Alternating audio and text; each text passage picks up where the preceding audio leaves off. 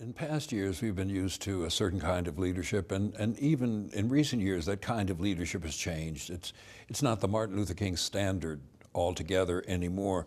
What about in the future? Are there going to be new kinds of leaders that society is going to demand that we have? What kinds of people are they going to be? You know, I don't have a crystal ball.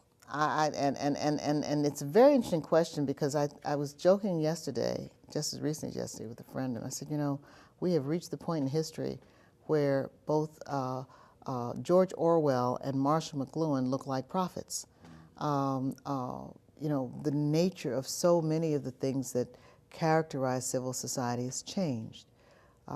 Just as Abraham Lincoln, you know, they say Abraham Lincoln couldn't get elected today because he was too tall, lanky, and ugly, right? Today you have to be telegenic. Today you have to be able to speak a different kind of language. You have to understand celebrity. You have to be able to, I mean, there's a set of different demands. And that change in the society, the information technologies and the like, is by definition going to change leadership and change the people who the public will embrace as leaders. And what that will be, I don't know. Have you any idea of how we as a whole society, how can we foster, create, nurture leaders for the future? What can we do we're not doing now? Education, education, education, education. The thing that frightens me the most about where we are as an American society is what has happened with education, and particularly the availability of educational opportunity from the various earliest years to all children. The whole idea of quality, universal public education is very much on the bubble, very much challenged, very much at risk now.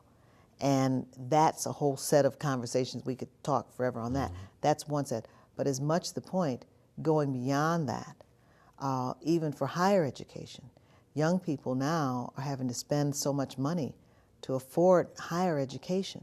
It's changing the nature of who can access it. I mean, we're almost back to what Thomas Jefferson had, which was the elite got to go to college and everybody else, you know, just worked.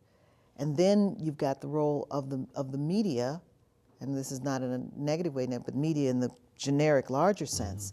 I mean, people, the community as a whole, gets the vast majority of its information from something that sees value in dumbing down the conversation.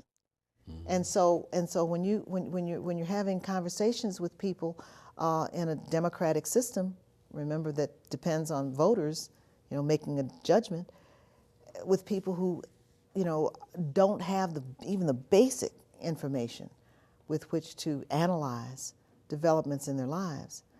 What you set up, and this back to Marshall McLuhan and George Orwell, what you set up is a society that is very volatile and very much capable, very much amenable to demagoguery and to folks just getting up and making a pretty speech and riling up the passions and getting people going and sending them over a cliff. I thought that was the last question, but I got to ask this one. Are you optimistic or pessimistic about the future? I'm always an optimist. I'm always an optimist. I have to be, because the pessimism is too depressing. I mean, it's just, you know, you get pessimistic and you just get immobilized by it. And my optimism comes because I know enough young people out there who really, my son, by way of example, I have no idea where Matt gets his news from. He's a computer geek, and we talk about, and he'll say something that will be some specific bit of information that goes right to the heart of what it is we're talking about. And I'll say, yeah, how did you know that? You know, oh, I picked up, he reads news sources on his computers that I've never heard of. You know, he blogs or something, I don't know, you know, that's right. Another universe. It's age related. It's age related, but the point is that here are young people who actually do have the vision, actually can sort the wheat from the chaff, you know, understand when it's BS versus, and I shouldn't have said that on tape, but you know, who understand that and can see it. And as long as they're around, then I guess the future will be in good hands. Well, on that optimistic note, thank you for being with us. And I can't thank you enough. Thank you for inviting me. My pleasure.